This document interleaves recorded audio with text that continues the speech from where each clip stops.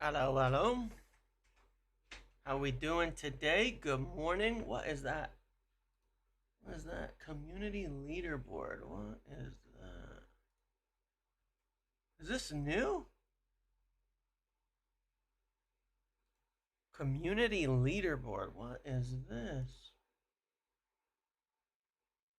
Do you guys see this?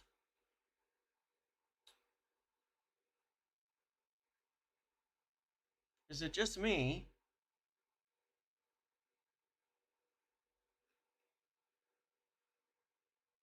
You guys see all those the two, the three, the leaderboard? What is that? I've never seen this before. There's XP. You get a special badge for live chat messages, super chats, and stickers. What? You see it? I'm on my office today, a different computer, and I've never seen this before. So when you type, when you type, when you send messages, when you make donations, when you pay, then it gives you experience. But I've never seen it before. I've never seen it before. Gamified chat, yeah, gamified chat. But that's cool. Anyway, sorry. Yeah, I've never seen it before. I don't know. A new feature. Okay. Fun. I love games. I love games. Love games. Are you playing those love games with me? Cause I need your love. Come on, man. Do you love me? All right. Good morning, everybody. How you doing today? Good afternoon. Good evening. How are we doing today? What is going on, my people? How are we feeling? What do you guys think? What do you guys think? Are you guys stressing? I do like Bailey's. Have you ever drunk Bailey's from a boot? Um it's a beautiful day. It's a beautiful day. Um it's a beautiful day. We did not buy the Ipswich Rasmus. We are not getting the relegation LeBron. Ooh, that's a good one. Relegation LeBron. Okay. He's taking his talents to South West London.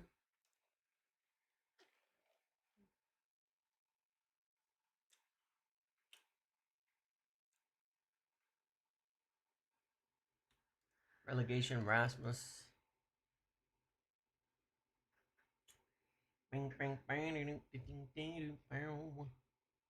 But yeah, I mean, this is not um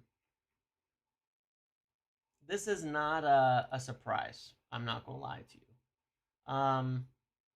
This is not a surprise at all. Not a surprise to me in the slightest. If you've been following me here, if you've been following my channel for a long time, you will know the truth. And the truth is, um,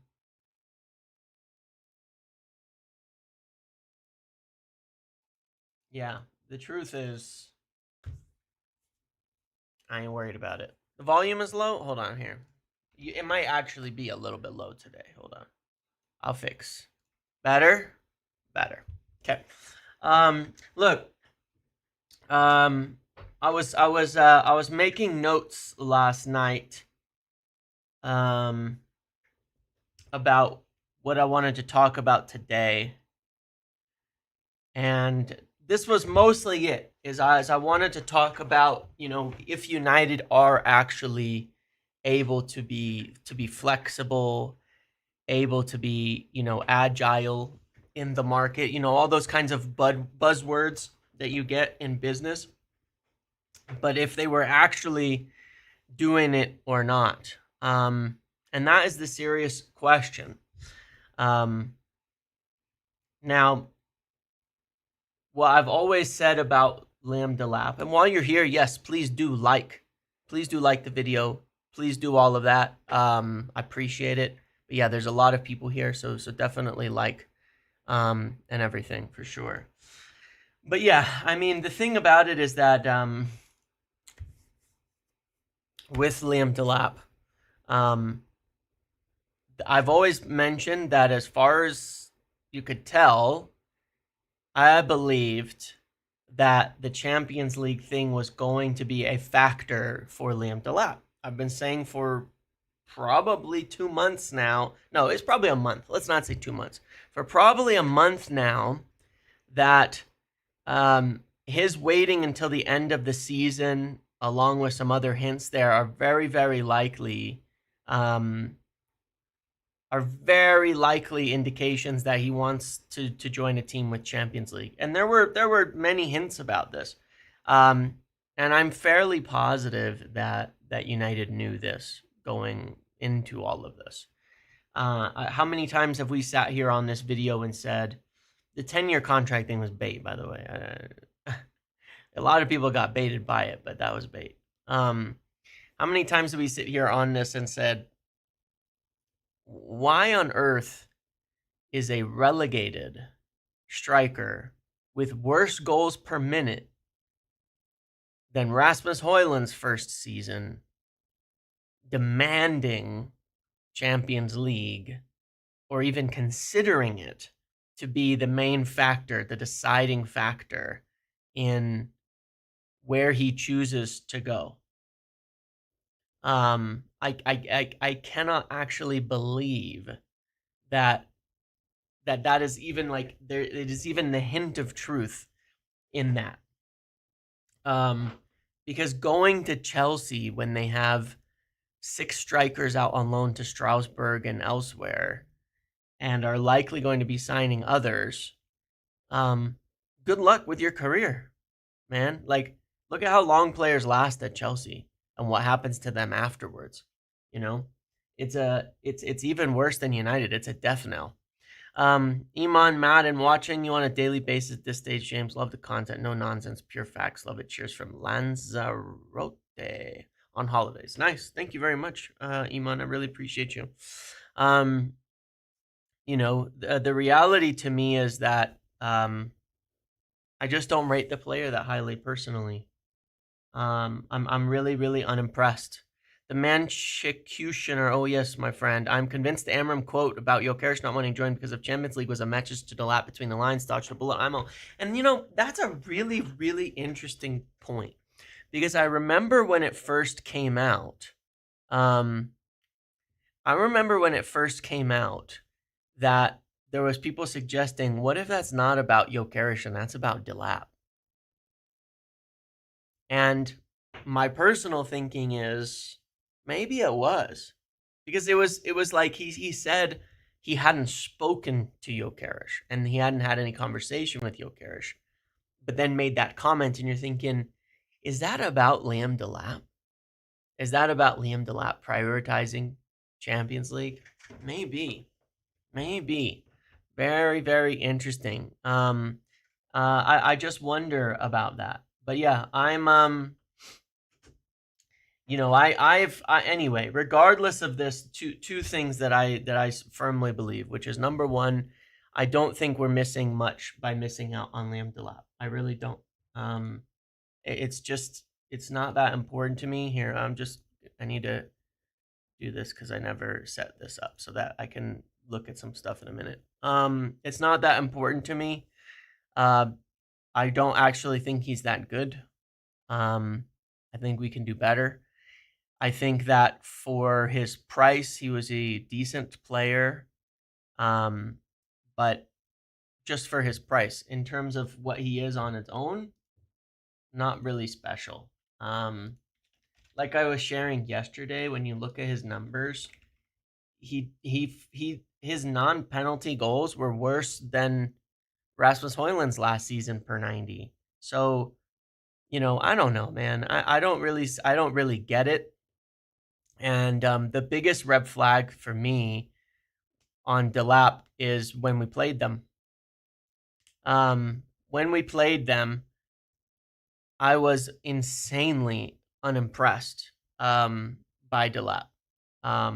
He was just like, we were against 10 men and they actually had possession, and he was getting frustrated, bothered, irritated, and then ends up losing a duel to Ugarte, and then tries to push him over and gets in a fight with Mazraoui. The guy was, to me, kind of a loser. And when I've watched him in the last weeks of the season, I've seen a lot of that behavior. Comes on the pitch, gets frustrated, isn't getting goals, isn't doing anything, gets a yellow card. Like, I don't know, man. I've never been convinced by Delap.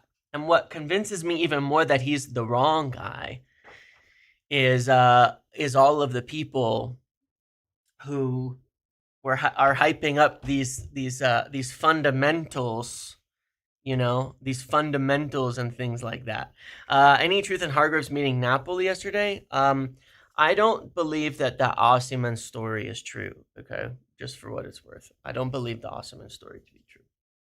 From what I've heard on my side, I don't believe the Osimhen story to be true.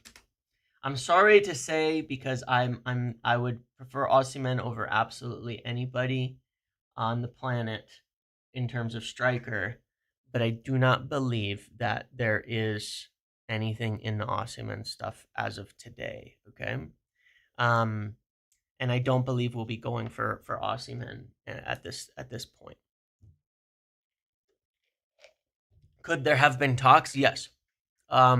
With Antonio Conte set to stay, it seems like you would imagine he would be promised certain things, certain backings, and he obviously really wanted Garnacho. Giving you a like just because of the relegation, LeBron. Thank you. So yeah, I think that it's a very strong potential with Garnacho. With that if there was any truth in the discussions, that would be the case. You prefer Osimhen over Gyokeres. You're interested in why? The reason for me is really, really simple, which is, for me, Victor Osimhen has proven he does it everywhere. He's played everywhere. He's been successful everywhere. I think he's a complete striker. I think he's got really good technical abilities. I think when you just watch Osimhen, you can see he can do everything. He's good in the air. He does a lot.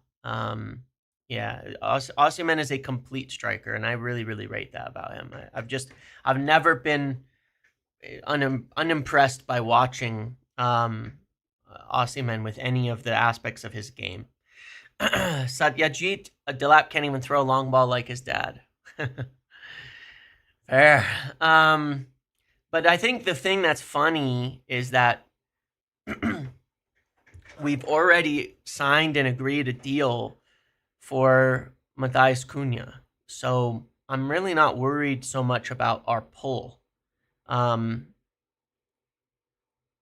a much better player. In fact, Cunha right now is the best player probably on the market in the Premier League. Osimhen played in France, Germany, Syria, and Turkey, and he's produced everywhere. So, it's all good. But we've signed the best player on the market right now in the Premier League in terms of Cunha. And maybe Mbeumo. I don't know that Mbeumo's better than Cunha. When you look at it. But they are comparable as a level. I don't know that better, but they are comparable. They're a little bit different. I am curious to see how both perform next season, but I don't know that Mbeumo is actually better. Cunha, I think, is a better footballer in general, but I don't think the gap is very big between them. But they would be very, very nice together. But he hasn't been signed by anybody else yet.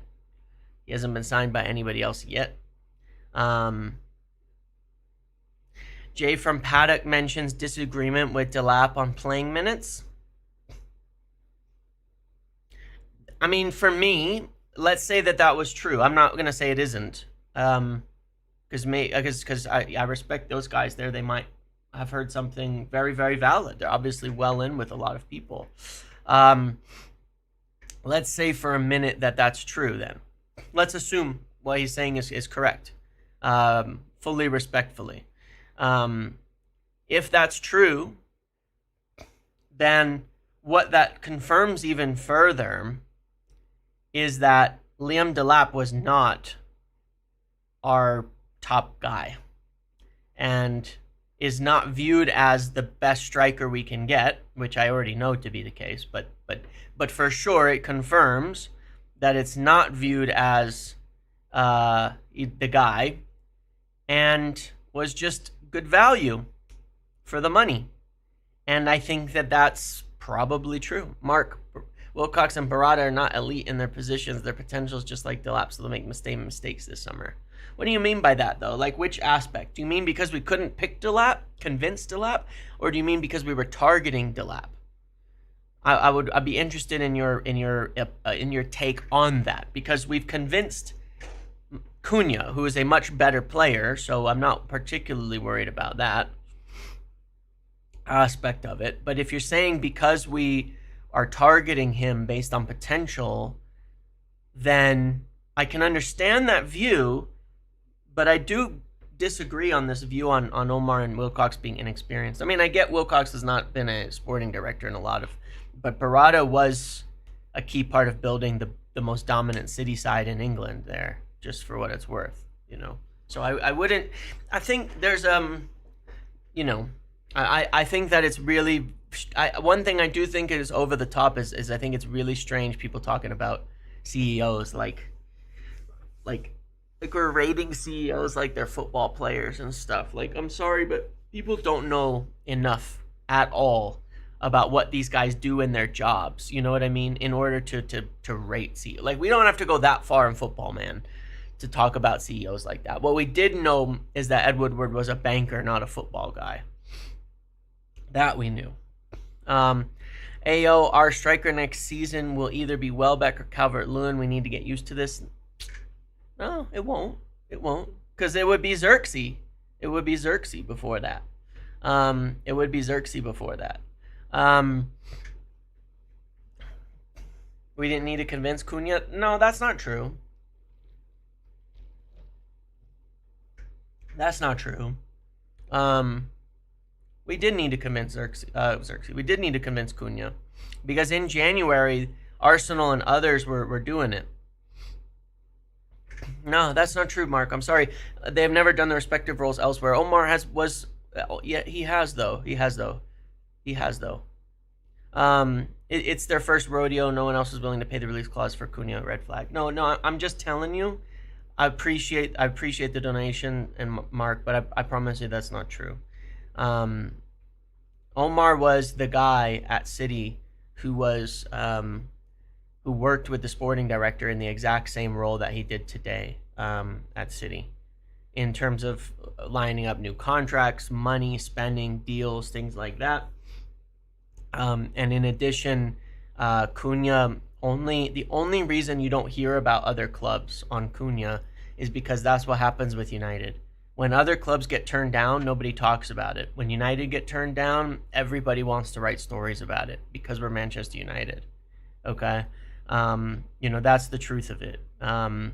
In January, Arsenal, I believe, and at least two other clubs were trying to buy Cunha. He turned them down, signed a new contract at Wolves, and then only had eyes for United.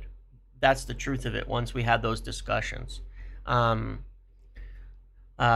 is the truth of it. It's just different when you're United, man. How much would Delap be worth if he had no clause?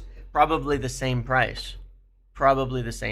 Maybe it would be harder to buy him because clubs will always ask for more for those types of players. But yeah, he wouldn't be much more. Most clubs wouldn't value him much higher. But look, I mean, like I said with Delap, these are my concerns. You look at this. He put in an absolute blank of all blanks for a long time. And you want to know the scary part too? In this period of time, These were penalties, if I'm not mistaken. So in this huge stretch from January through May, Liam Delap has scored 2 open play goals. From January 16th through the end of the season, Liam Delap has scored 2 open play goals in 5 months, 4.5 months.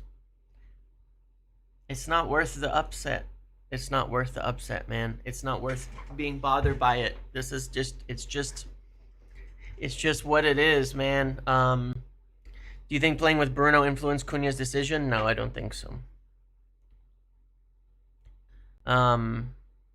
Anyway, regardless, we can move on from Liam Delap because we're not getting him. But I do believe, to me, I believe there was a lot of red flags on this from the start. But I also do know that I also do know. One sec. That they were already working on different things for this. I mean, look, if you've been following these videos, which most of you have, and most of you here, guys, the RMC thing on Osimhen is just re-reporting the report from Italy this morning. Give me 1 second. Be right back.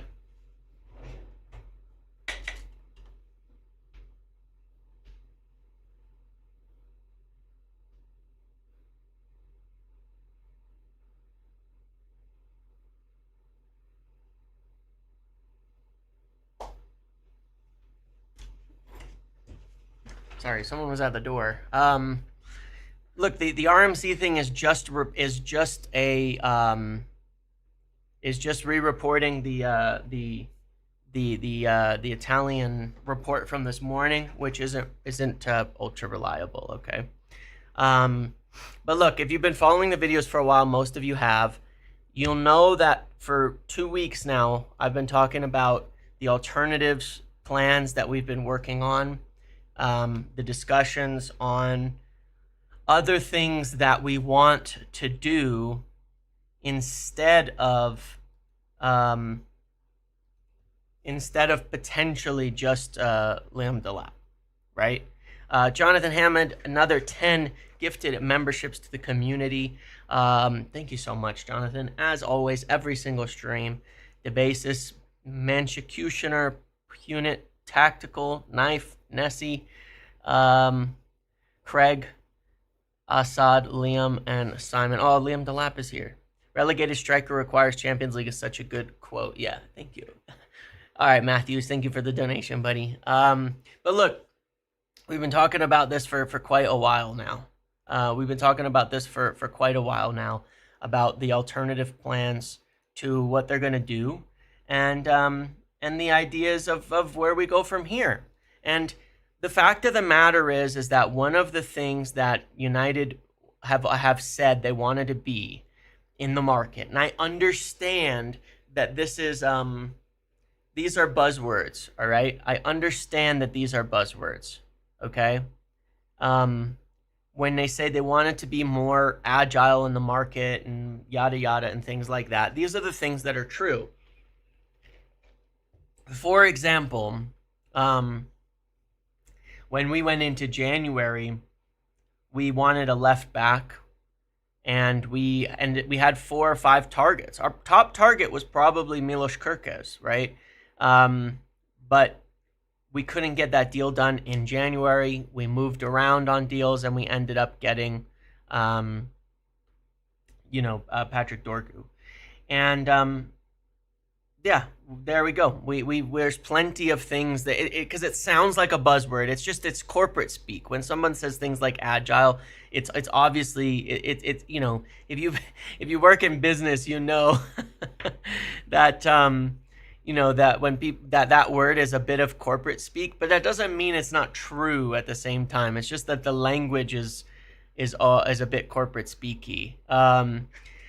That in terms of being agile and things like that in the market, and I was kind of going to make fun of it, and that's why I put it in quotes in the thumbnail, because I find it funny, sort of corporate speak, but there is a truth to it, okay, which is that you have to be able to change what you are going to do. Yes, synergistic is another good one.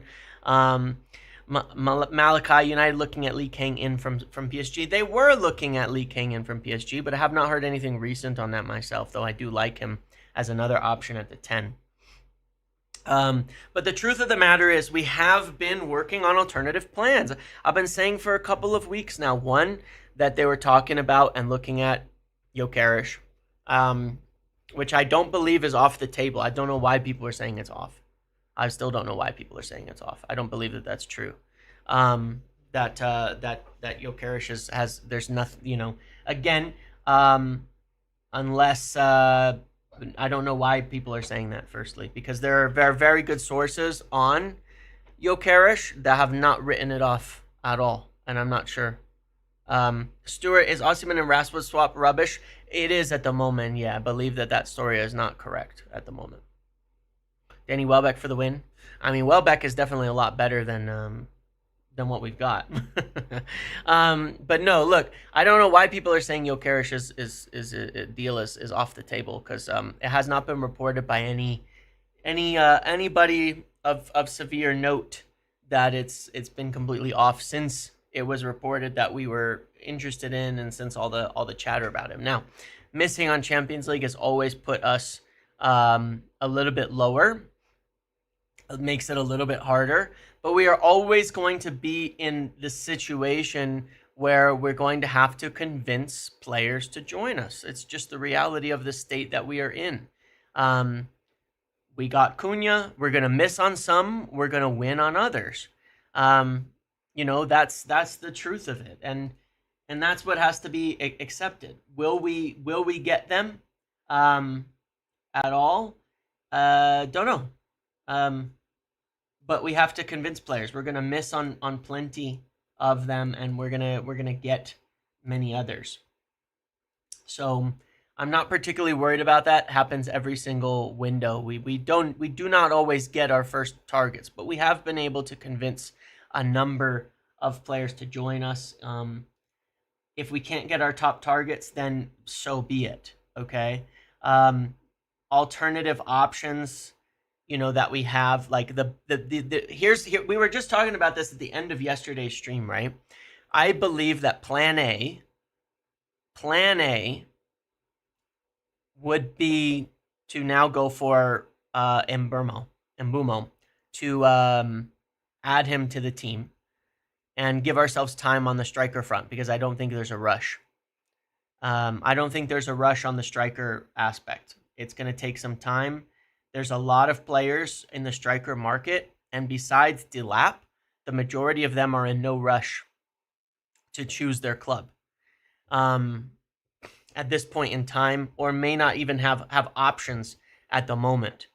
So I believe that plan A will be to try to push for Mbeumo, as we've been talking in the last week, work on him, try and convince a deal there, and see what we can do, where we can add serious quality to the front line, and just see what happens there. I'm not saying that that's the only plan in place, or that we're not going to be discussing strikers, or that we're not still working on alternative strikers or anything like that.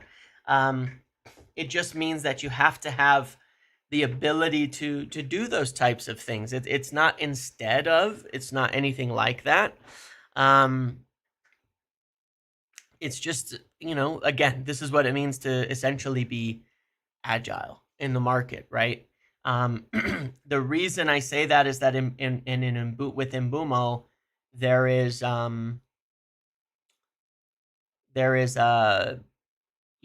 obviously the competition. There's the potential to get a jump on him. Gyokeres, the competition is really not particularly there right now. And so he may be exploring his options and wanting to look at, all right, are other teams coming in for him or anything like that are going to be, offering a better deal? The question is no. The question is that, but the answer right now is we don't know. Juventus may want him, fine. He's expensive, and he may not want anything to do with outside the Premier League, which was his priority at that point in time. So, yeah, I'll go live again. I will be live again later. The question is, why are you in my channel? That's the question. It is quiet on Gyokeres, and there's other clubs looking around Europe at him. We'll see what happens. We'll see what happens on that.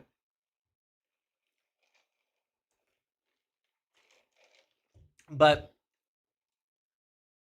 I definitely believe that the two priority players that we've been talking to and looking at in the last few weeks have been Gyokeres and Mbeumo.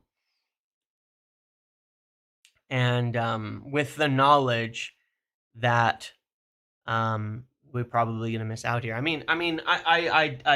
I do not believe for a second that they're going to be totally surprised by the Delap thing, because we already started working on these other plans.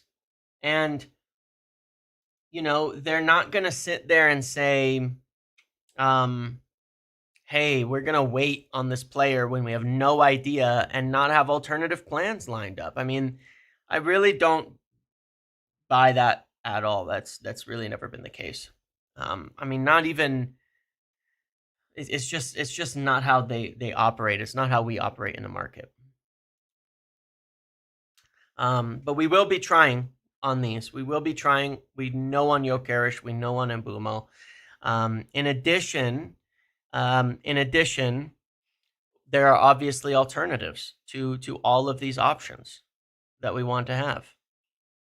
If we don't get them, then so be it, man. I mean, so be it. I'm not in that kind of panic stations mode that people are on the deals this summer, because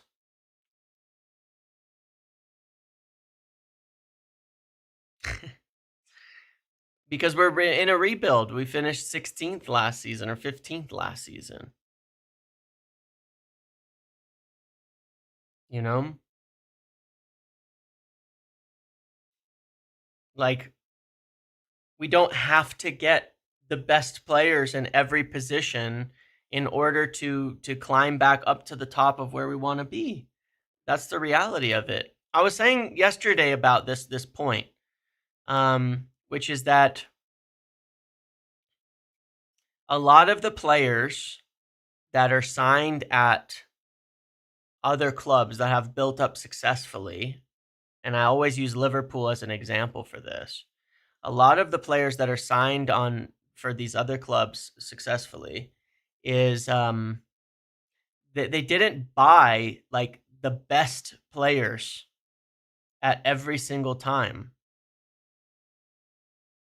They bought good players, young players who fit the system, and they platformed them well, and they grew. I listen. The reality is that if you want me to panic, you're not going to get it. There's things that bother me and things that don't. It's getting the right fits for our system.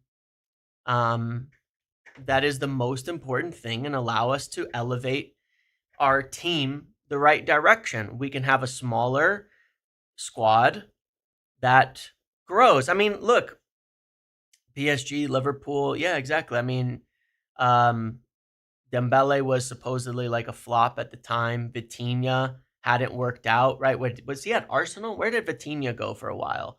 You know, he hadn't worked out at these other clubs. Gravenberch, Szoboszlai, you know, there's so many players that they bought that were just good fits. That were just good fits. You know, that just brought themselves up higher. He was at Wolves. There you go. Sorry, not at Arsenal. I don't know why I thought that, but yeah, he was at Wolves. You know, and he wasn't like blowing people away. Do you think Hargreaves met with? I don't know that that's true, Neil. I really am not sure that that's the case. We've spent Yeah. Ideally, we're a year or two before Liverpool got Alisson and Van Dijk. Yes, exactly. Liverpool built their team off of buying players from Southampton, Wijnaldum, all sorts of things like that. We've spent the last I'm just not interested in the panic over it because we've spent the last how many years now? 13 years trying to buy top players, right?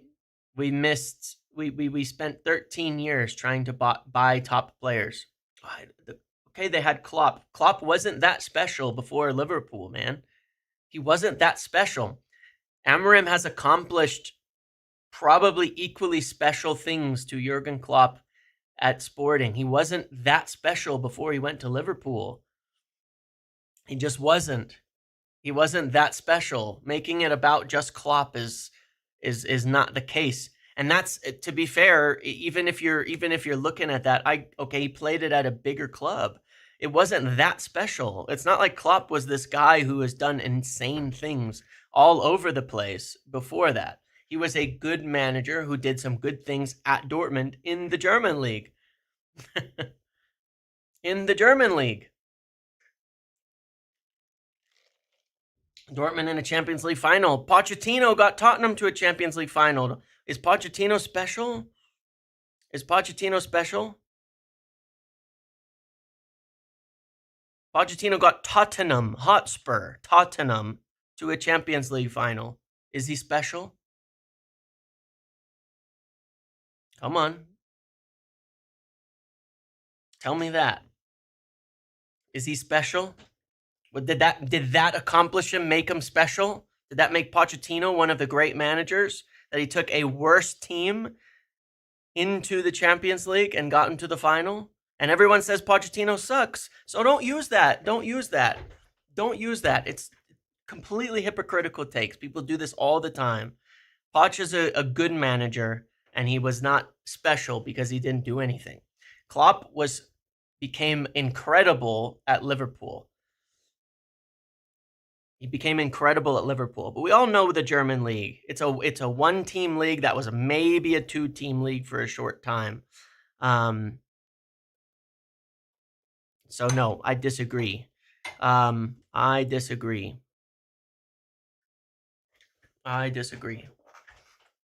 The German league doesn't impress me particularly in that sense.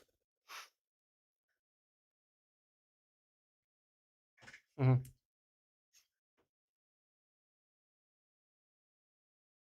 Great. It was a two-team league. Amazing. Amazing. Amazing. It was a two-team league. Incredible stuff. Wow, amazing.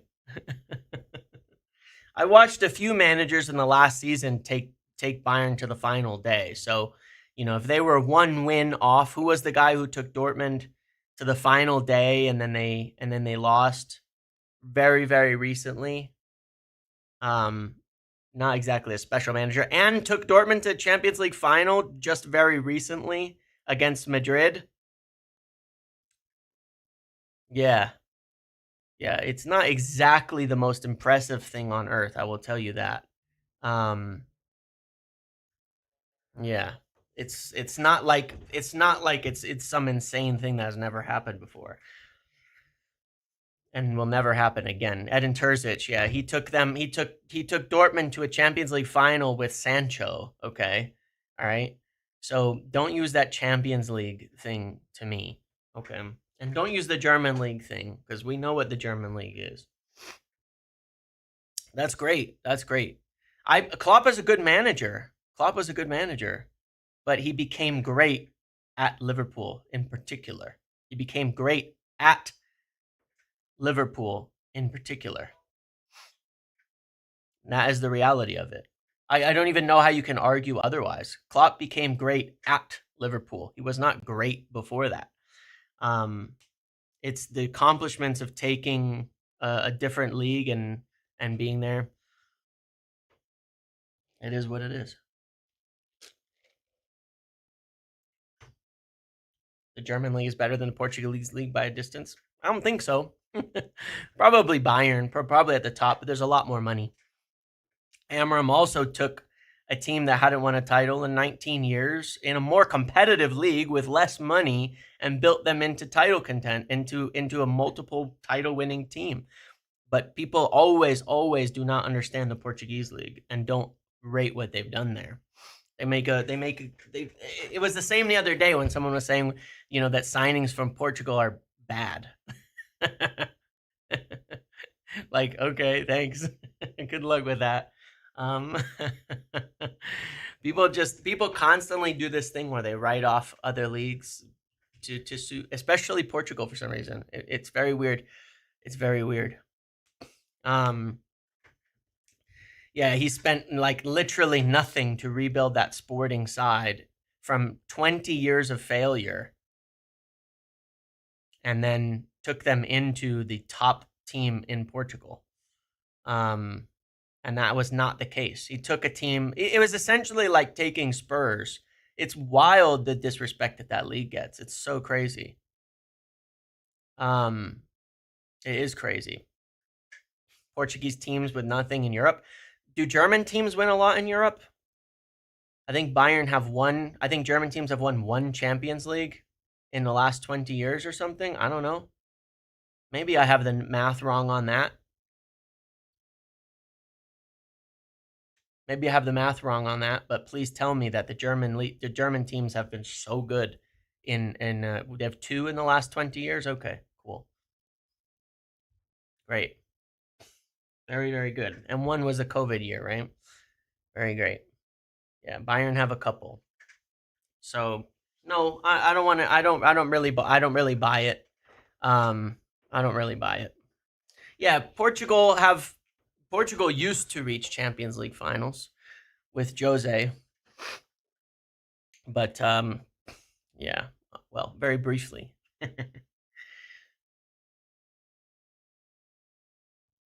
But yeah, regardless, where Klopp became great was at Liverpool, where Klopp elevated, acting like Klopp didn't elevate at Liverpool is kind of crazy.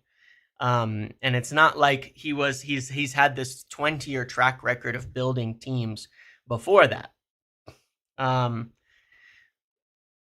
He went to Liverpool. They bought good teams. They bought good players from lower leagues that fit. That's what they did, regardless of what happened. People used to say it was Edwards, and now they're going to claim it was Klopp, just to keep twisting the argument over and over again.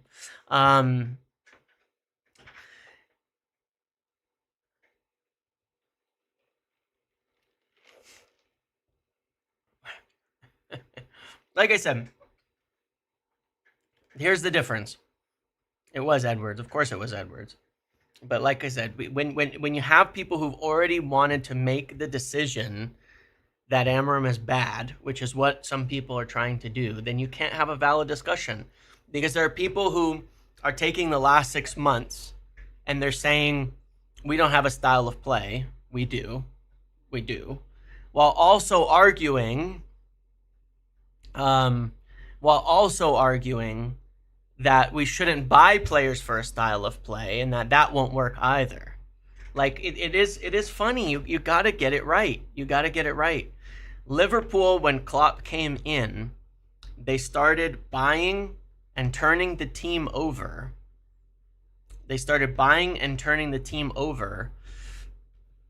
By buying players who fit the strategy, by buying players who fit the system. They weren't all amazing. They weren't all incredible. They weren't all these top players at the time. The majority of them were not. Trent comes from the academy, right? Robertson was from Hull. Like we've talked about, Wijnaldum, all these other players that they purchased from Southampton, all of those kinds of things. You buy players for a system. You don't have to get. I'm talking about how they built the team. They built the team. Alec, I feel like people evaluate the foreign leagues wrong. It's about intensity. German league is stronger, but Portuguese league is closer to style to Premier League. That is absolutely correct as well. Thank you, too, for reminding me. I missed that somehow. They bought players for a system. And that you don't have to always get amazing players in order to make a system work and be better. You know, that is not particularly that important. Thando, Giancarlo Ramos alone, maybe Watkins, Osimhen, Push. No, I don't think any of those, to be fair. I don't think any of those. No, Klopp and Poole did not necessarily buy all expensive players. You're talking about the late stages. Like, they're in a stage now where, yeah, they're going for like these massive players, and we'll see how it works, spending 150 million on Florian Wirtz and people like that, right? We'll see how that works, okay? But they bought players for a system, and they bought players for a style of play that were not all top players. Their early transfers were just ordinary. They were players who came into a team and elevated. They bought a bunch of players from, from Southampton and from lower down the table and and things like that, and then they came in and they did better. Mo Salah wasn't Mo Salah before he joined Liverpool. There was plenty of players that came in that were not like insane. I mean, even talking about it's kind of funny because even talking about like Cunha and Mbeumo are better players than what Liverpool brought in during the early stages of their rebuild. They're better, like they were, they are like, we're even like, maybe even with those, we're trying to, goose the egg a little bit quicker. If we look at it, for example, here, Mane was good, but was not a big name. Salah was not a big name. I think Alisson was pretty big when they bought him. But, you can get other players that are good. Like, I look at it and think, they brought in players who fit. They brought in players with good stamina, is a good word for it, good athleticism. They bought players to fit the system. They don't have to be superstars. If we miss out on Mbeumo, so be it, man. I mean, Mo Salah had 15 goals in the league before joining Liverpool, and then he just exploded. Like, he had 15 goals in Serie A the season prior. He obviously exploded at Liverpool, which is kind of crazy. And that's what it is. We have to buy players that fit the system more than anything when we don't have to buy top players. We've tried it for so long. There's just not going to be any panic from my side on if we don't get the best players, then we're screwed. I'm just not going to buy that. It's not something that's going to bother me at all. We've tried it look at all the top players we thought we were buying over the last 12, 13 years and where it's gone. I mean, we've just done it over and over and over and over again. We've bought so many of them.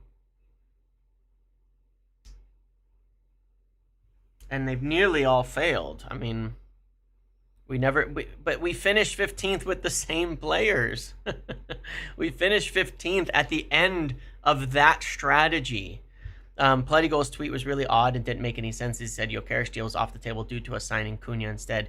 Right. I have no idea what that tweet was about. And that's why I'm not sure where people are going, Gyokeres is off the table, because that tweet made no sense. It's very dubious in general. I mean, that's the funny part about it. Like, somebody mentioned something about Dan James. Dan James would probably be a decent player for us, especially for the money. When you look at his stats that he had for us, I would certainly take him as a depth signing right now. He was not terrible.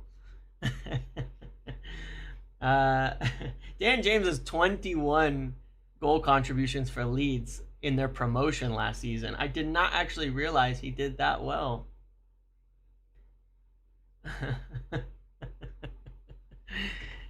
Daniel James gave us more than Anthony did, and we made a profit on it. Like, it's actually okay. Like, that's not a title-winning player, but so be it. I mean, you can have some players like that. I did not actually realize he had such a good season for Leeds, though. You know, he crushed the championship this year. I mean, maybe he's become a better player, but maybe it was just, it's that funny thing that we do, right? Where we have to get players, they come in here, like, let's look at his stats really quick. We get players, like, look, we bought him after 20, right? And then he comes in, gets 9 GA his first season, but look at how many minutes we needed out of him. You know what I mean? At 21 years old, like, the thing that's kind of sad is we do this to a lot of players. We sign them to be like young players who shouldn't have to be that good, and then we force them to be the main men. And then they kind of struggle. And maybe he's come along and maybe now he's a good player. Maybe it's development. Maybe it is, maybe it isn't. We'll see. We've done it a lot. We've done that a lot, in that sense.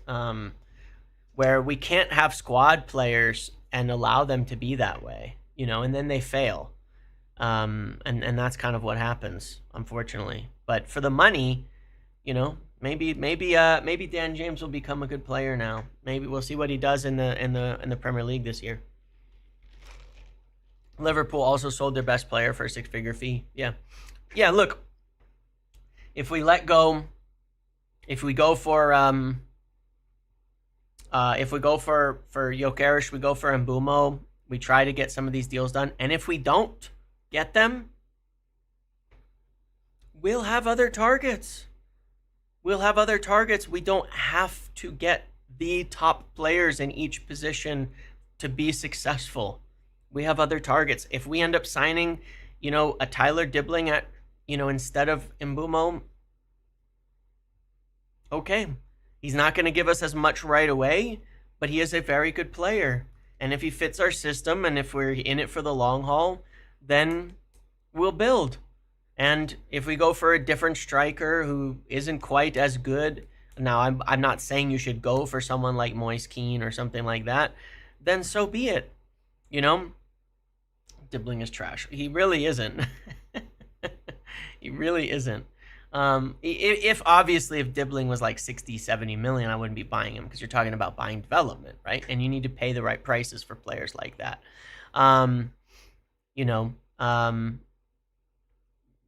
You can buy good players that fit the team and grow and then improve. That's the reality of it. That's okay, man. It's just okay. These things happen. Obviously, those quotes of like 80, 100 million for Dibbling are insane. He's not worth that kind of money. There's no doubt about that. But he is a very good player. He is a very good player with a lot of potential. We don't have to have players that are instantly impactful. The one thing about if you get someone like Tyler Dibbling on that side, is it's not like you can't play Bruno and Ahmad and rewind him and use him as a lot of rotation in there. And we're playing one game a week. Do you still see them trying to get business done as early as possible? Should we hear any more about Bruno deadline today or tomorrow? Yeah, that's a good question. I would assume we should hear about the Bruno thing today, by the end of the day, if that deadline is real, from the same people who keep saying it. And then, they're still going to try to get deals done early for sure. They're still going to try to get deals done early.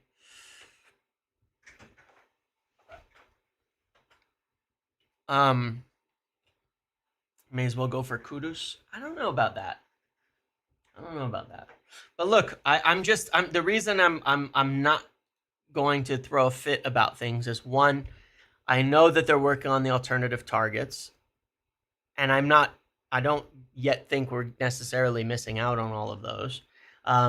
Two, I'm not nearly as low on buying good system players as fans are. Like I said, I think there's too much focus on the name sometimes.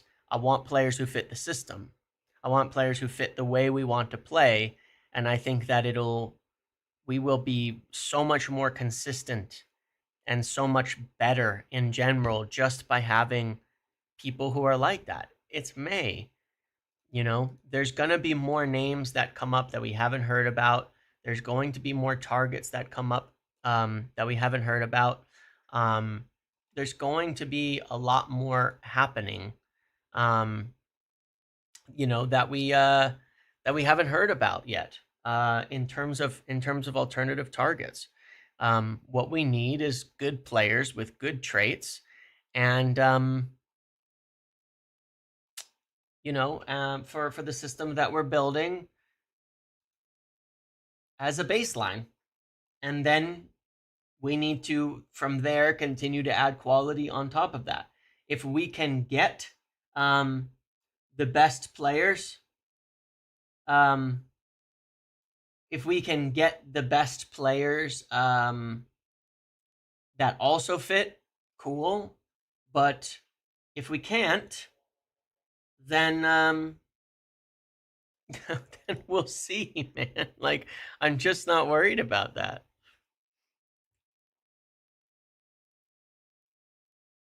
It's like, I don't know. It's just,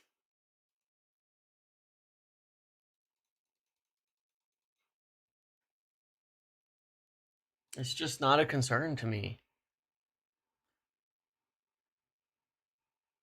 I'm not numb to the pain at all.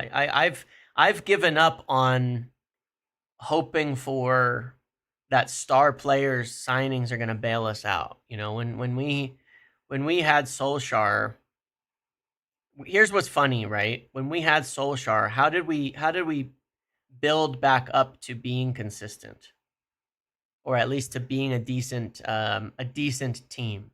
I don't think we're particularly close to a title, but how do we build up to being a decent team? We bought Maguire. Look at the summers that we had. We bought Dan James, Maguire, and Wan-Bissaka. Okay. Even though we overpaid like crazy, those players elevated us. Then we added Bruno, who was a very good player, but funnily enough, one that a lot of people doubted at the time. We overpaid, but we got good players that summer. Then the next summer, what's even funnier was probably a bad summer for us, right? But who did we bring in? We brought in a Cavani, an old Cavani on a retirement tour, who we bought Ahmad, who was not ready at the slightest at the time. And we got better. We still improved. Right? We still got better because we still had a team that was building and improved. And then the next summer, we bought Ronaldo, Sancho, and Varane, and it all fell apart. It's not that, because they didn't fit. All of those pieces didn't fit together at all. And suddenly it collapsed. So it's not about star power. It's not about, buying these players that are just insane always. It's about buying pieces that fit together properly for the puzzle. You get players who are hungry, you get players who want it, you get players who fit the way that you want to play, and you build up. And that's what happens. It was like, it is what it is, man. Varane's first season was not that great, unfortunately. I mean, people don't particularly remember that, but Varane's first season was not that great. It was a lot better the next season, but the first season for Varane was not that good. It was a lot better after that.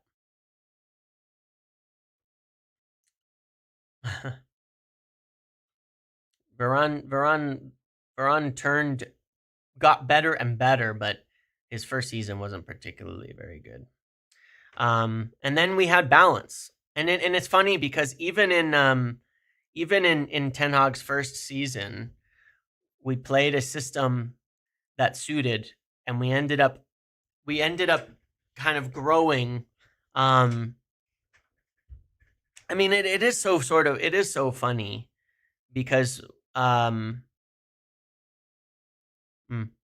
like even in Ten Hag's first season when we were doing well, it was a very distinct, very simple style of play, and we played with in the midfield we played Casemiro and Fred and Bruno once Eriksen went down, and we started playing really, really well.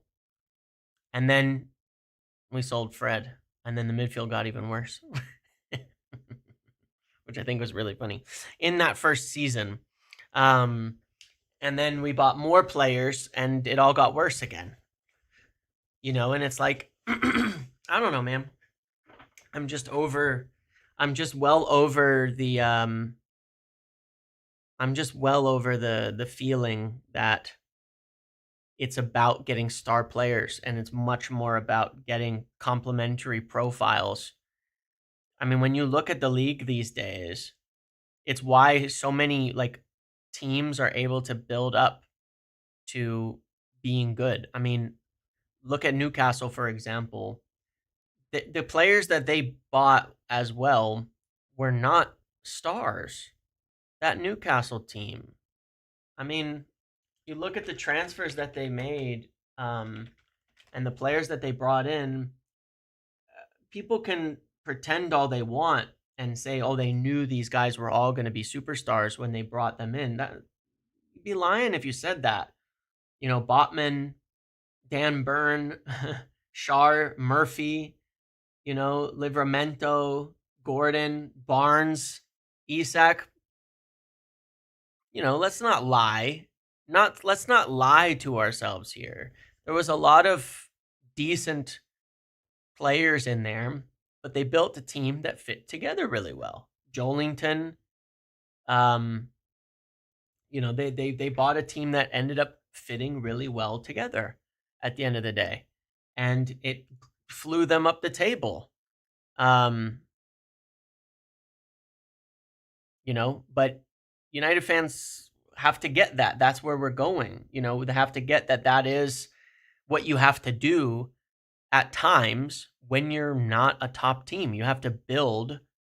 You have to build up from a different level. Now we're still Manchester United, so we still get lucky at times that guys like Cunha shoot up the table, and decide, oh, I'm gonna join United no matter what. We still get lucky that we're still Manchester United.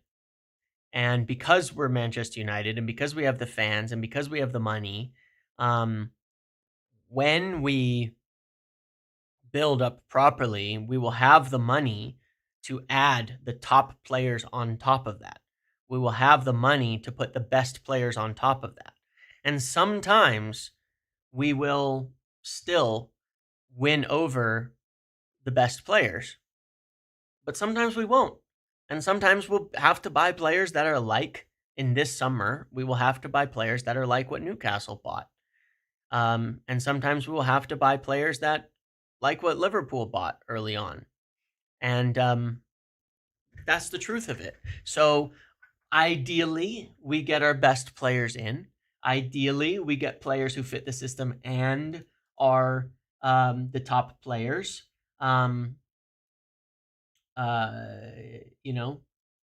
Ideally, right? We get those guys in. Getting one with good focus and getting one with good fit and getting one who's very good is the ideal situation. We all know that. We all completely agree that that is the case. But more importantly, we get guys who are good. So if we miss out, who fit what we want to do. So we'll go for Gyokeres, we'll go for Mbeumo. We're working on those deals. We'll try to convince Mbeumo now and see where we can go with it. But if we don't get them, so what? We'll get others. We will get others who fit.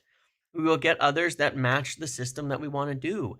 They have many, many, many more names. I'm not going to panic over those names just because they're not 100% the most exciting names if they're the ones we turn to. We've had those names since the beginning. You know, that's where we've been going. You know, I agree the Dorgu one is a good example. Patrick Dorgu for me is a very, very good young player.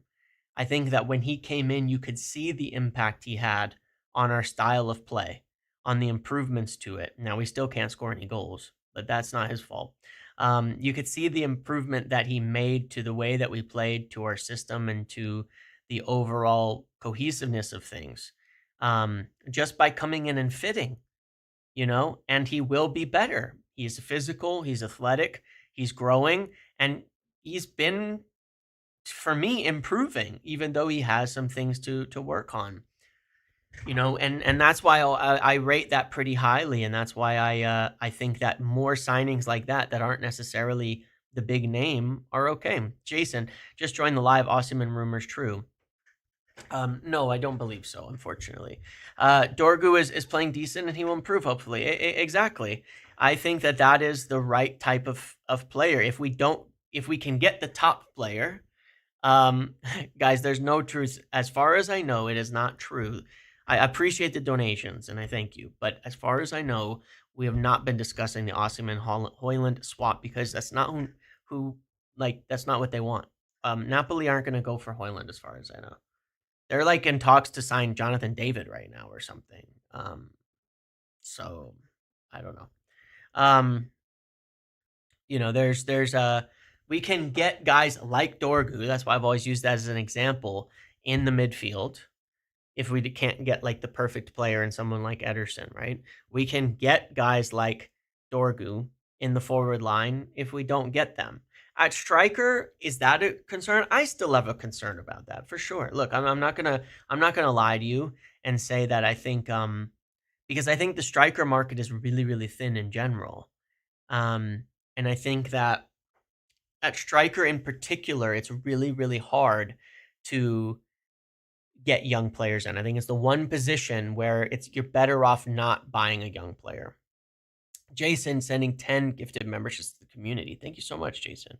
Richard, Adam, Peter, Mihai, Safwan, Ansab, another Peter, and Bissett, Reese, and Wes. Nice one, Jason. Thank you very much. So, you know, yeah, I mean, I agree. One time, a little while back, I said that,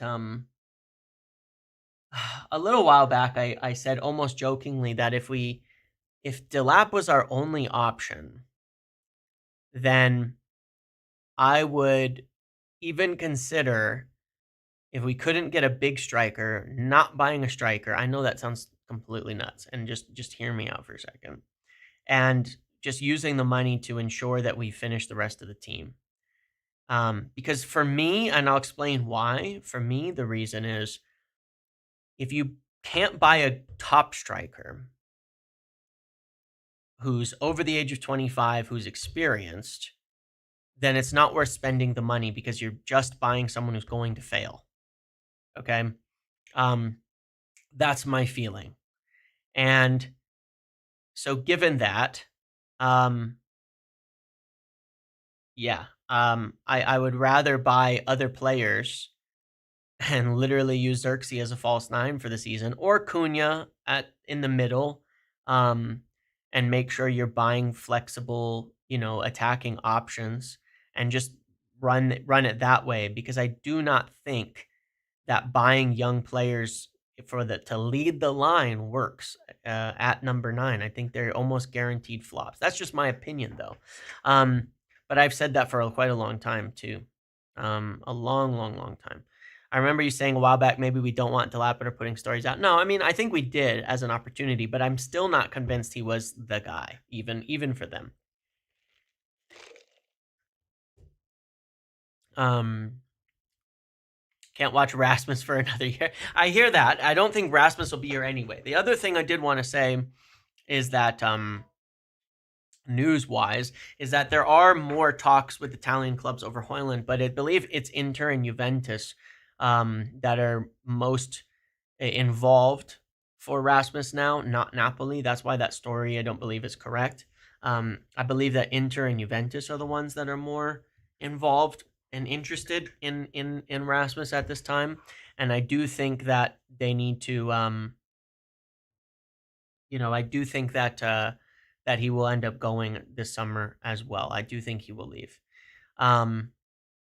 So I think he'll end up at one of those clubs. Very very likely. So yeah, I'm calm. The recognition of the reality of our situation is different, frankly, and it's. I mean, people can call it what they want. It doesn't particularly matter. But I'm happy with us building the right way. But I do agree with one thing on this. Despite everything that I've just said, I still will say that I do not believe I do not believe we should buy a young striker. I think you can buy young players in other positions, but I do not believe you can buy a young striker.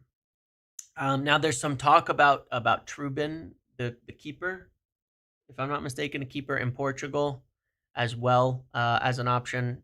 I do still, again, think we will likely want to get a young keeper in by the end of summer. Welbeck could be a stopgap, even Vardy. Look, I'm serious about that. If we can't get our top player, then I would say get somebody who's an established, like do a Cavani type deal and spend the money elsewhere. So what? If that's what we have to do, the market is pretty bare. I really like other players. I like Mateta as an older player who I think could be very, very good. Not as a cheap stopgap, but as a good player. He's also an option beyond Gyokeres. Tom Matthews, welcome to the Pro Muppet. Kolo Muani is an interesting one because we have been interested in him in the past, and that's one I would just keep an eye on. But yeah, I mean, I would take a punt on an older player on a short-term deal to give us some experience and spend the money elsewhere, and then go back to the striker market next year. I would rather do that than buy another young striker that's going to fail. I'm really big on Aghawa for what it's worth, Samu Aghawa, right? And I think he's a very good player, and I think that he also fell out essentially with the new manager that came in at Porto. That being said, I would have the exact same concerns for him. And that's why I've said it in recent times. It's not just about Delap. I've said in recent times, I would be wary of making that signing too. Because you go pay 50, 60 million and so be it, and it fails, then you're in trouble again because you put the pressure on him and you create a situation that doesn't work. That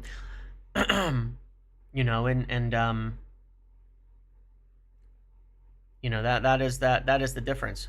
I was very against going for an older striker in the past, but I've definitely changed my mind on that after looking into it.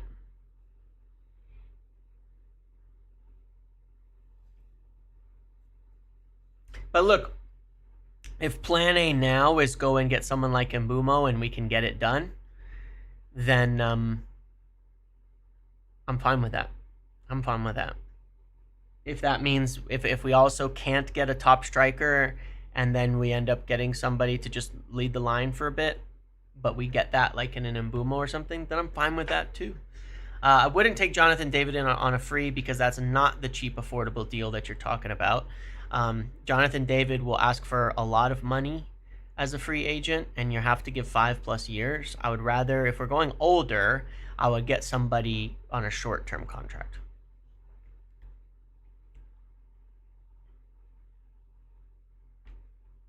Do I think Newcastle will get Mbeumo? I think they're leading right now, but hopefully I can find out more tomorrow on this. I expect that I will be able to find out more on this soon. Yeah, look, there's other young strikers out there. But they may not be the right ones. Cunha, Ricky Lambert, and Mbeumo. Because I also think that if Xerxes had... I'll tell you what. I will tell you one thing. And this is purely a little bit of cope. There's no doubt about that.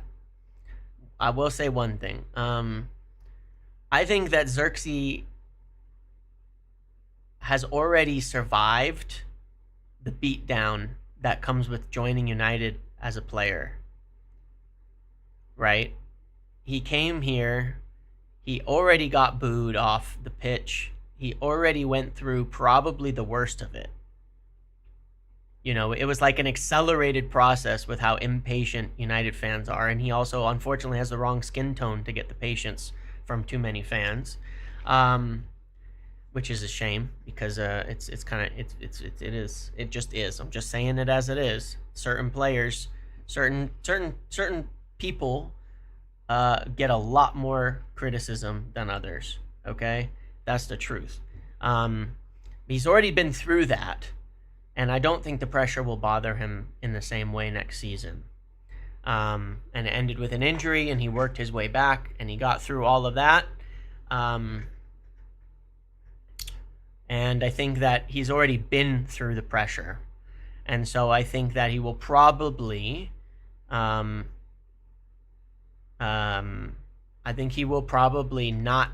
have the same concern, in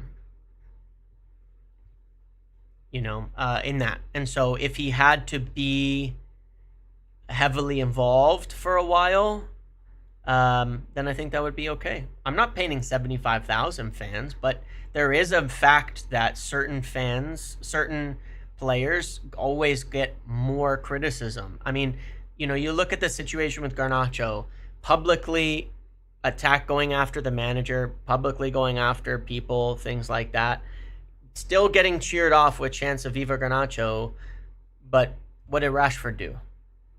Besides 20 years of commitment to the team, to be getting abuse from the fans and all of that in the mid of one season, it's the realities. You look at what happened with Pogba, you look at what happened with Rashford, you look at what happened with Martial, how they get painted. Xerxes was getting painted as lazy early in the season, and they're wrong. Xerxes was never lazy. Never lazy. There's just a way that players get painted that is inherent and unconscious biases. Rashford walked on the pitch. So what? There's still a difference. Cunha's going to walk on the pitch when he plays next season. Cunha walks more than anybody on the pitch. That's the stats. Messi walks on the pitch. I don't buy that as a reason for it. I don't buy it as a reason for it. Like I said, though, Xerxes was called lazy. Pogba was called lazy. People say that stuff. Cunha's going to be labeled as lazy the minute he has a bad stretch.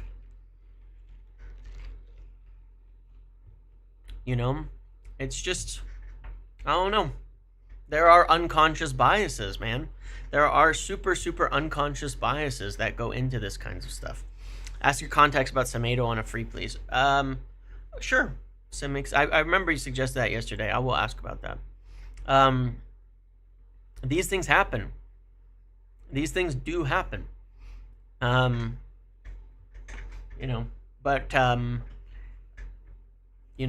it is what it is. The other player that I'm kind of understand. Xerxes just straight vibes. He is Dwayne. But I think that what I do think though is that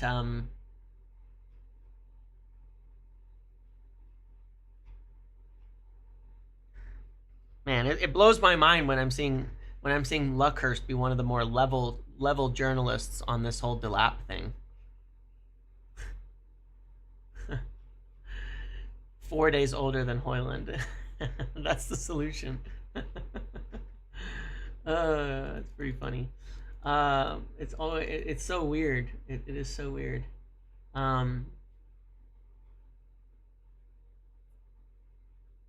Yeah. So as I said earlier, the meeting about with Napoli, according to a report here, is about Garnacho, and I don't know about that report, but I will say, um, that again, Conte really, really wanted Garnacho. Conte really wanted Garnacho. He is staying at Napoli, according to Fabrizio. Right? Fabrizio says he's staying. Um, Yeah, 5 hours ago, Napoli have offered Antonio Conte to improve his current salary as part of the plan. Um, De Laurentiis is trying his best efforts with important signings like Kevin De Bruyne and higher salary to keep Conte at the club. Well, Garnacho could certainly be part of that, I would imagine, as somebody that he really, really wanted. So, yeah, that could definitely increase the chances. Whether there's the meeting is true or not, it doesn't particularly matter to me. But it seems like, yeah, it seems like one who, it seems like one that makes sense. Him going over to Napoli. I think that's good, especially given the success that McTominay had, literally winning them the title there. That can only push, positivity towards them wanting, it can only push positivity towards them wanting, Garnacho, and thinking that it will probably work out well. I've been blocked by lookers for a long time too, still. I think that will help. I think the McTominay thing definitely will have them feel like, hey, we did good business with United last year. We won a title because of it. Garnacho, that seems like a good move for everybody. It seems to make a lot of sense to me. Very, very, very easily the best. The best outcome for all parties, I think.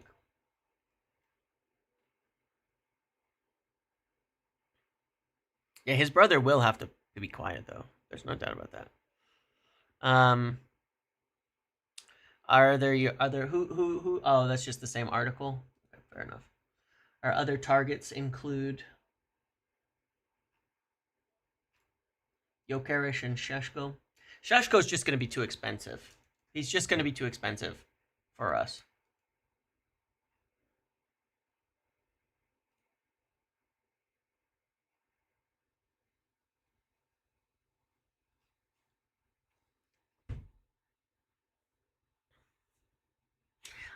I don't know, but I do know that Conte wanted Garnacho. I don't know about like source wise, whatever. That Conte wanted Garnacho. That for sure. Conte staying is definitely big. Look, don't get me wrong. I really believe that we need to, you know, as they say, pull finger and get these deals done for Gyokeres and Mbeumo. Truthfully, um, I really do. I really, really, really do believe that they need to make something happen on these. Obviously, look, when you look at the reality of it, it's like, um, you want players who fit. The better quality of the player you can fit, the quicker the rebuild is. If you can get Mbeumo done, which we're working on, then is it going to be better than if you get Dibbling? Even if they're the same fit, of course, it's a faster run. And I think that we have the potential where if we can get the right targets to mean in one season, we can be back competing for a Champions League position. Otherwise, it'll take a couple years. But I'm willing to understand if that's the case to build something sustainable. I'm willing to do that, to go through that if it builds something actually sustainable instead of papering over the cracks like we've done so many times in the past. Once we missed out on Champions League, that was the reality, and that's why I've said as well. what if I'm not opposed to Bruno leaving because it might take time. This might not be an instant turnaround. I don't know that Bruno will leave. But that's why I said I was open to it, because this could take a while to fix. And if it does, then it does. What else can you say? You know. So I hope we get our better targets, because it will speed the process up.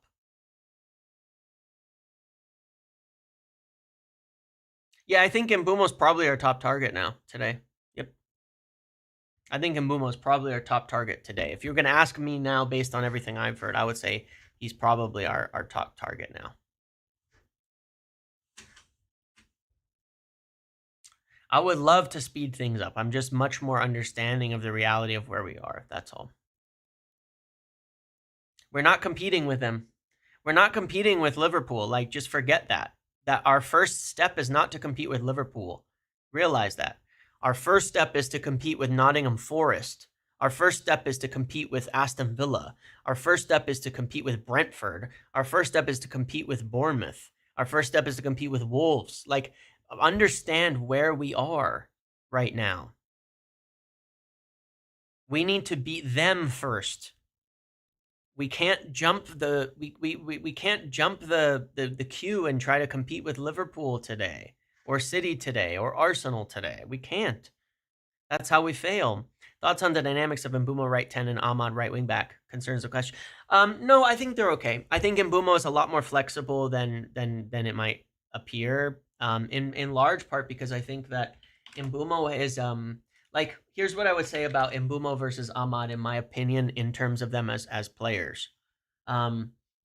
Here, I mean, hold on. I could probably even show this, because there is a difference between where they play.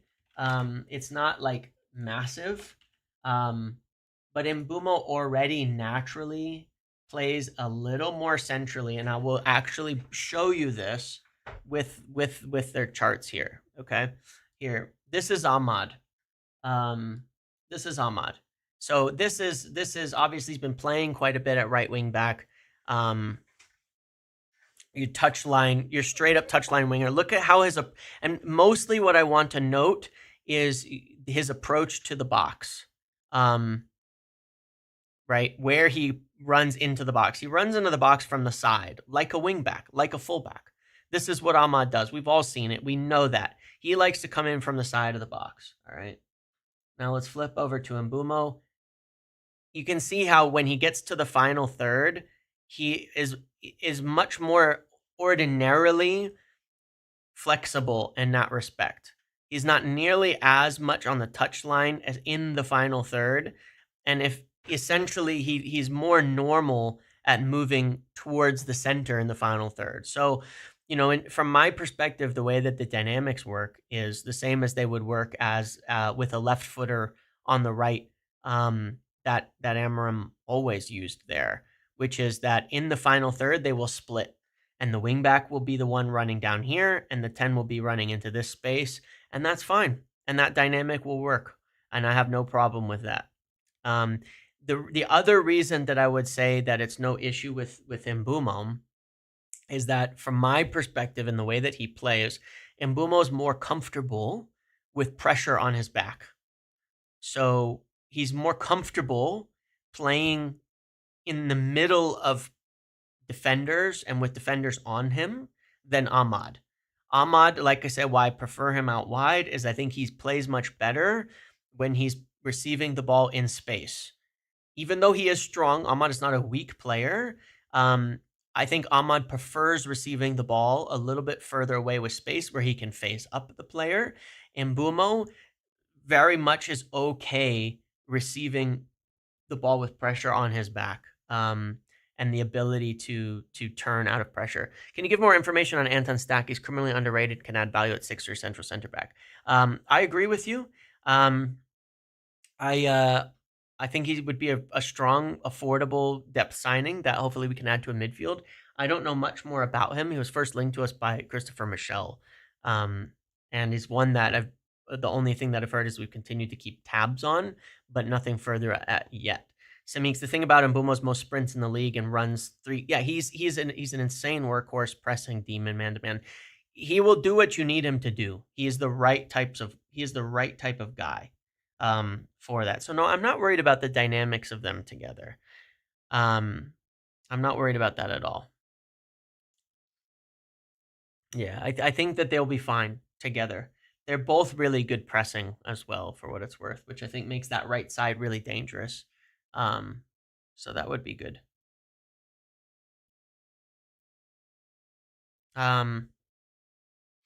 But yeah, I mean that's why I'm saying like I'm not in a panic here. Like what we need to focus on next season is building something sustainable and look at who we're competing with, right?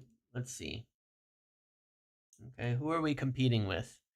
I'm looking at this by goals, by the way, our biggest problem. So we need to figure out how to score more goals than West Ham, Palace, Wolves, Fulham, Bournemouth, and Aston Villa, and Nottingham Forest. And then maybe get up to compete with Brighton and Brentford. We're not competing with these guys. 86, they nearly doubled our goals. We're not competing with these guys yet.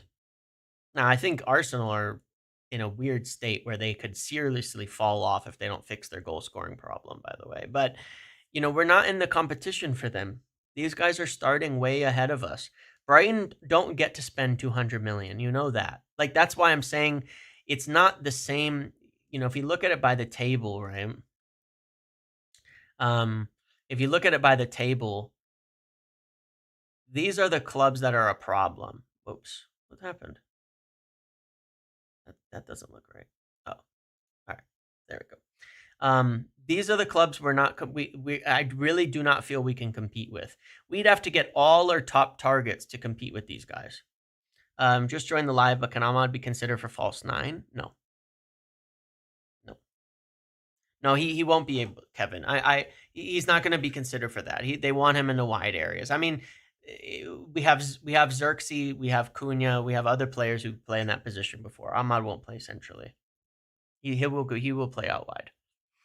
But look, unless we get our top targets, we can't compete here. This is who we're competing with: Aston Villa, Nottingham Forest, Brighton, Bournemouth, Brentford, Fulham, Palace, Everton, West Ham, and Wolves. Right? These guys won't get to spend 200 million. Aston Villa are in financial problems. They can't even afford Rashford. Nottingham Forest, they can't spend that kind of money. They just took a points deduction to spend a bunch of money. Brighton can't spend that money. Bournemouth can't spend that money. Brentford can't spend that money. Fulham can't. This is our competition. We need to buy solid enough players who are good enough to help us climb above these guys in the table because we have the financial power to do so. That's what we have to beat. Okay? That's what we have to get past. Then the next step, once we're back up here, is to compete with the rest of them because we have the financial power and we're back in Europe. And then we have the draw of where we are in the table to do so. This is the steps that we're taking. These are the steps that we're going. This is where we are. If we had had Champions League, obviously, it would have been a bit different. We'd have extra money. We'd have that draw. We'd have that ability to produce. This is understat, but this is just where we are. So no, there's just no panic, and it's the same with the planning. Obviously, again, look, they want to be ambitious. They want to get the best players that fit the system. They want to get the best players to fit the system. However, they're willing to go down and get more affordable players that they can convince, so long as they fit, so long as they're athletic, so long as they're the right profile. So, because that's what is necessary. So I'm happy with the plan in general. They have to execute it. But I think Cunha is a big win, and I don't think Delap is a big loss. I'm not seeing the panic of this summer as of yet. I'm not seeing anything to particularly worry about right now. If we start to miss on every target, and we don't have any names, I'll start to worry, but I'm not worried about that at the moment. So let's see what they can do. This is where they have to earn their money. This is where they have to earn their money. They got to convince players and make things happen, but they're working on it. So I'm not going to panic on anything like that, especially not over Delap. I'm not panicking over relegation, LeBron. Okay, I'm just not. We are okay. We will be okay. Okay. Let's move on from there. I'm gonna end it here. I will be back later today. It's probably gonna be a while, 3 or 4 hours from now, maybe something like that. So hopefully I can be done. Hopefully I'll have something more to share at that time. I do appreciate you all being here. Like I said, I believe that this has been expected for kind of a while.